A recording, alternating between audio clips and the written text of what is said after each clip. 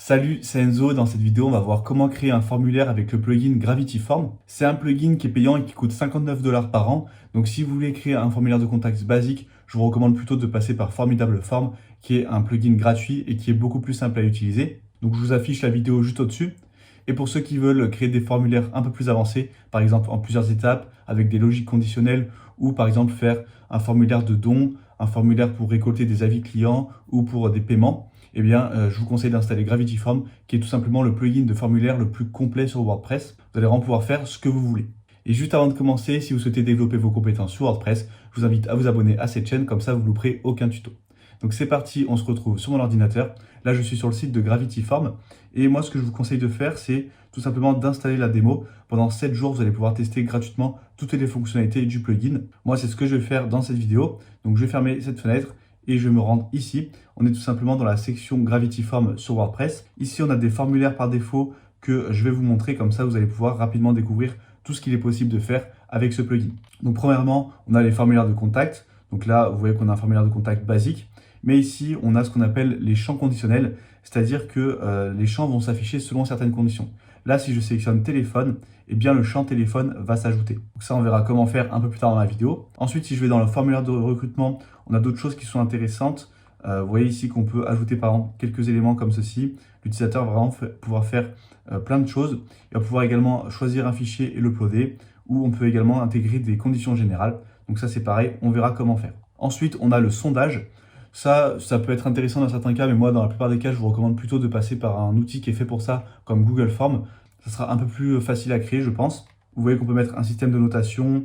Ici, on peut pareil faire une petite liste et réorganiser ce qu'on préfère et mettre des notations. Ensuite, on a un formulaire de don. La personne peut choisir le montant qu'elle veut donner. Là, on peut cocher autre montant. Et encore une fois, on a un champ conditionnel qui fait que on a ce champ qui s'affiche quand on coche autre montant. Par exemple, si je prends 50 $, ensuite je vais pouvoir payer en carte de crédit. Et on peut faire des formulaires en plusieurs étapes. Vous voyez que là, je suis sur la première étape. Et ensuite, on a juste le bouton suivant.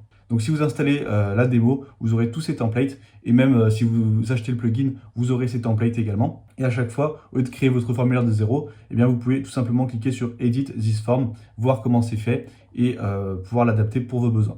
Nous, ce qu'on va faire, c'est qu'on va partir de zéro dans un premier temps pour vous montrer comment ça fonctionne. Et ensuite, on verra les options un peu plus avancées.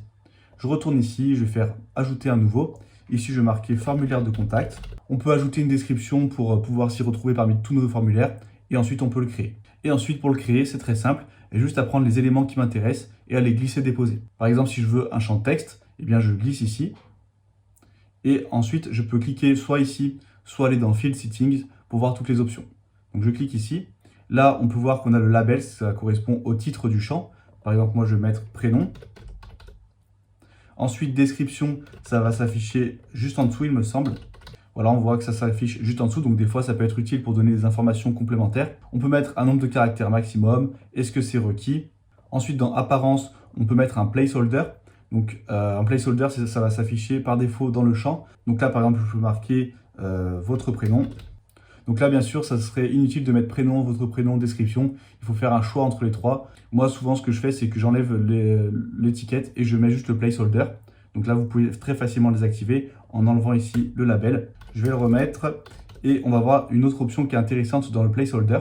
Vous pouvez utiliser des options comme ceci par défaut. Par exemple, vous pouvez mettre une date, une URL, ou par exemple, si l'utilisateur est connecté, ça va mettre son prénom ou son email qui vont être affichés par défaut dans le placeholder. Ensuite, est-ce que vous voulez le mettre visible ou caché? Ensuite, où c'est que vous voulez mettre la description? Donc, est-ce que c'est en bas ou est-ce que c'est au-dessus? Et la taille du champ. Donc, par exemple, on peut passer sur small ou medium, puisque pour un prénom, on n'a pas besoin d'avoir quelque chose de très large. Donc, je vais rester sur small, par exemple. Ensuite, on peut mettre une valeur par défaut. Par exemple, là, si je mets Enzo, eh bien, le formulaire sera déjà pré-rempli. Même si la personne tape rien, il y aura un prénom qui sera entré. C'est différent du placeholder, parce que le placeholder, ce n'est pas vraiment une valeur qui est rentrée, c'est juste un texte. Ensuite, ici, on peut cocher cette case. Comme ça, le navigateur va suggérer de compléter automatiquement le formulaire. Donc, ça peut faire gagner du temps à l'utilisateur. Il va identifier que c'est un champ prénom. Et donc, ça va mettre le champ prénom qui est enregistré dans le navigateur du client. Donc, voilà pour les options de mon champ. J'en ai plein d'autres. Vous voyez qu'on peut mettre paragraphe pour un message un peu plus long, une liste déroulante, des chiffres, une case à cocher, des boutons radio. On peut mettre directement du code HTML, une section Là, c'est par exemple si vous avez un long formulaire, eh bien, vous allez pouvoir mettre une section informations personnelles, une section vos besoins par exemple, ou bien vous pouvez tout simplement faire une section adresse. Donc là, j'ai juste aller dans général, marquer adresse, et dans cette section adresse, je peux ajouter un champ, donc je vais dans champ avancé, et on peut voir qu'on a un widget adresse qui est juste ici. Je le glisse, et là, je vais pouvoir mettre les différentes options. Donc j'enlève l'étiquette ici pour éviter que ça soit répété. Pour cela, je vais dans apparence, et je vais cacher l'étiquette, voilà.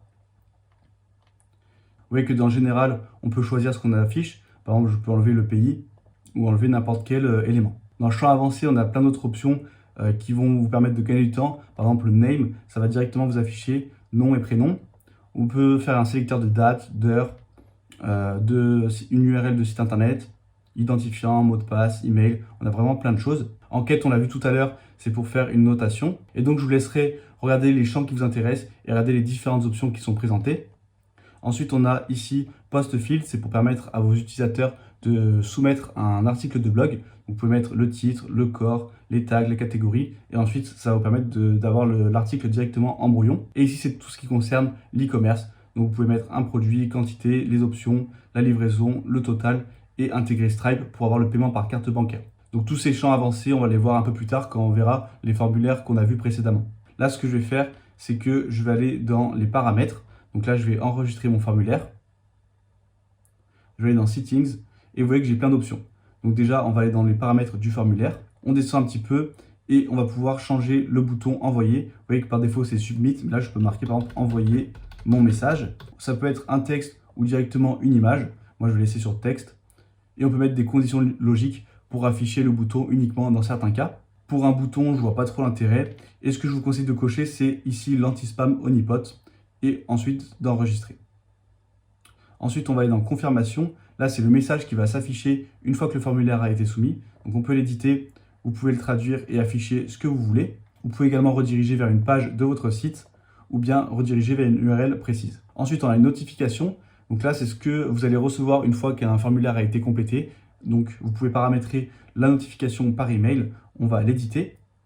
Vous voyez que par défaut, on va envoyer l'email à l'administrateur, mais vous pouvez modifier ses adresses email. Et on a quelque chose qui peut être intéressant si vous êtes plusieurs à travailler, par exemple. Eh bien, vous pouvez configurer ceci pour envoyer un email en fonction des champs qui ont été complétés. Par exemple, si vous avez mis une liste déroulante de prestations et que vous faites soit de la création de site, soit du référencement, eh bien, vous pouvez envoyer l'email à la personne qui s'occupe de la création de site et envoyer l'email à l'autre personne quand c'est pour une prestation de référencement. Il suffira de mettre une liste à dérouler dans votre formulaire, ensuite de sélectionner votre liste à dérouler et de mettre quelle case a été cochée et à quel email envoyer. Moi, je vais rester sur Admin, je vais descendre un petit peu et ici, vous voyez que par défaut, dans le message, on reçoit tous les champs du formulaire, mais on peut le personnaliser en cliquant ici et en choisissant les champs qui nous intéressent. Et ici, on peut mettre en place des conditions logiques encore une fois. Donc, on peut envoyer la notification uniquement dans certains cas et je vais enregistrer. Ensuite, c'est pour des intégrations, par exemple pour intégrer Mailchimp et faire un formulaire d'inscription à une newsletter. Également intégrer Stripe pour accepter les paiements par carte bancaire. Et ici, dans Entrée, vous retrouverez toutes les soumissions de formulaires qui seront enregistrées dans WordPress. Donc voilà comment créer votre formulaire. Vous voyez que dans Edit, c'est vraiment le formulaire. On glisse tous nos champs. Ensuite, on a plusieurs paramètres et là, on a toutes les réponses qui ont été soumises. Donc c'est assez simple à prendre en main. Et on va voir maintenant les options un peu plus avancées de ce plugin. Premièrement, on va aller sur le formulaire avancé. Je vais aller ici sur Edit this form. On va descendre un petit peu. Là, c'est juste des champs qui ont été glissés, déposés, donc il n'y a pas vraiment grand chose de compliqué. Mais si je continue de descendre, ici, si je vais dans votre téléphone, que je clique dans les réglages, si je vais dans Conditional Logic, vous voyez que c'est activé. Puisque ce champ va s'afficher uniquement quand la méthode préférée de contact a été sélectionnée sur téléphone. Donc ça, c'est ce qu'on avait vu précédemment, c'est pour mettre en place des conditions logiques. Vous voyez que c'est très facile à faire, vous juste allez dans les réglages ici et définir votre condition. Si par exemple je mets que ça s'affiche uniquement quand l'adresse email contient WordPress par exemple, bon là c'est une condition qui n'a rien à voir avec le champ, mais c'est juste pour vous montrer comment le configurer. J'enregistre, maintenant je fais prévisualiser, et si dans l'email je rentre WordPress,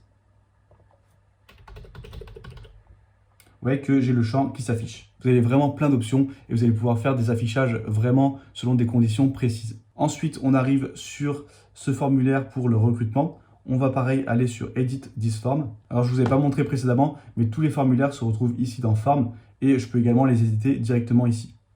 Et on a des petits raccourcis également pour les réglages. Je retourne ici, je vais descendre sur la case qui m'intéresse.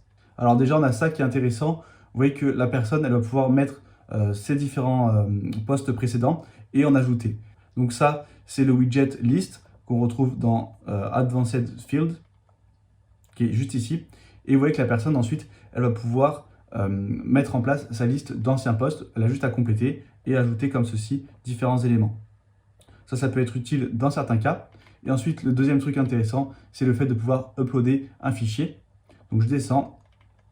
Et ici, vous voyez qu'on a le widget File Upload et qui pareil se trouve également dans les champs avancés. Si je vais dans les réglages, on a différents réglages qui peuvent être intéressants. Vous voyez qu'ici, on a tous les fichiers qui sont acceptés. Donc si vous voulez accepter que les PDF par exemple, vous pouvez, ou que les images, eh bien, vous mettez uniquement JPEG et PNG. Ici, est-ce que vous autorisez d'uploader plusieurs fichiers, la taille maximum. Donc vous voyez qu'on a quand même pas mal de réglages. Et ensuite, pour les conditions générales, c'est le champ consentement. Vous pouvez mettre votre texte et ensuite, ça va ajouter une case à cocher. Et dans général, on peut bien sûr changer ce qui va être marqué dans la case à cocher.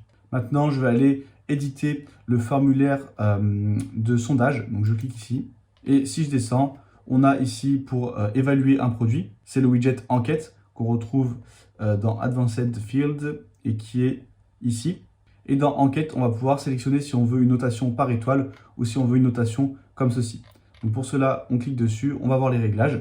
Et vous voyez qu'on a le type de champ. Donc est-ce que c'est une notation? Ensuite, on peut mettre ordre. Donc ça va faire comme ça notre choix qu'on peut sélectionner.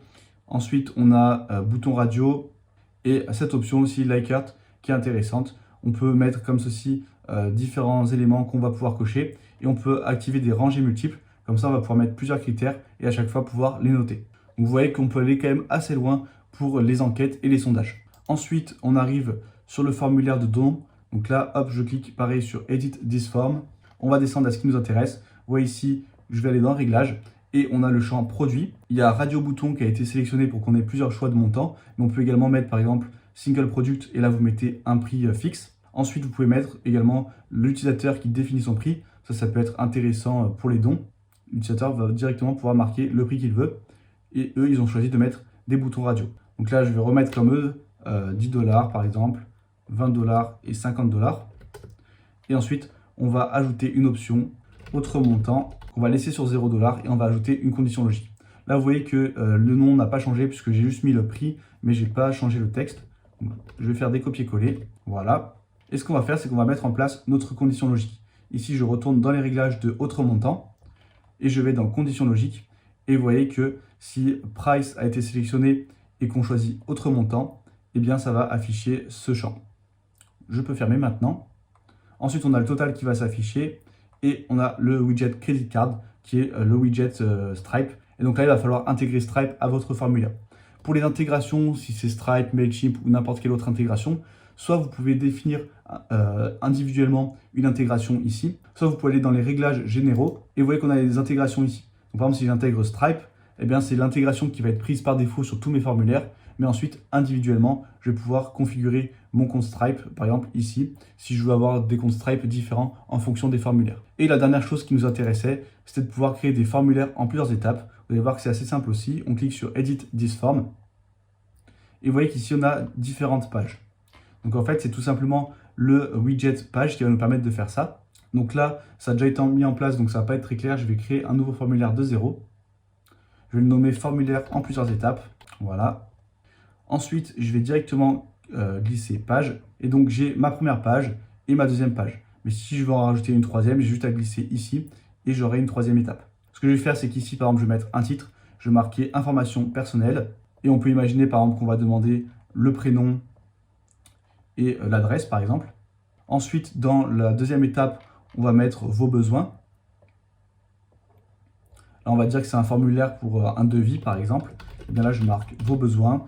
Et on va mettre une liste déroulante. Dans les réglages, il faudrait que je configure mes différents choix, par exemple création d'un site internet, référencement naturel ou création d'une boutique en ligne. Et dans la troisième section, je vais juste mettre un champ texte et un champ paragraphe. Et j'avais oublié de vous en parler, mais vous voyez que si je fais un glisser-déposer, je peux, au lieu de déposer en dessous, le déposer juste à la droite pour avoir 2 colonnes. Donc on peut créer autant de colonnes que l'on souhaite. Je vais cliquer sur supprimer et cliquer sur mettre à jour et on va prévisualiser le formulaire. Vous voyez qu'ici j'ai bien mes 3 étapes et on a différents réglages pour nos étapes. Si je vais ici, je clique sur Start Paging. Ici, je peux choisir si c'est une progress bar, donc ceci, ou bien des étapes, on aura 1, 2, 3, ou rien du tout. Ensuite, on peut changer la couleur de la barre et mettre des noms pour les étapes. Par exemple, si je mets étape, je fais sauvegarder, là j'actualise, vous voyez que maintenant on a juste 1, 2 et 3. Vous voyez qu'on a énormément d'options dans ce plugin et si vous voulez créer des formulaires avancés, eh bien c'est ce plugin que je vous conseille, même s'il est payant, c'est celui qui est le plus complet. On arrive maintenant à la fin de cette vidéo, je vous invite à la liker et la commenter pour améliorer son référencement. Si vous n'êtes pas encore abonné à la chaîne, vous êtes libre de le faire dès maintenant en cliquant juste ici. Et si vous voulez aller plus loin et vraiment développer vos compétences sur WordPress, vous pouvez rejoindre gratuitement le Club WordPress, c'est le bouton juste en dessous. Comme ça, vous recevrez des conseils exclusifs directement dans votre boîte mail. Et moi, je vous dis à très bientôt pour une nouvelle vidéo.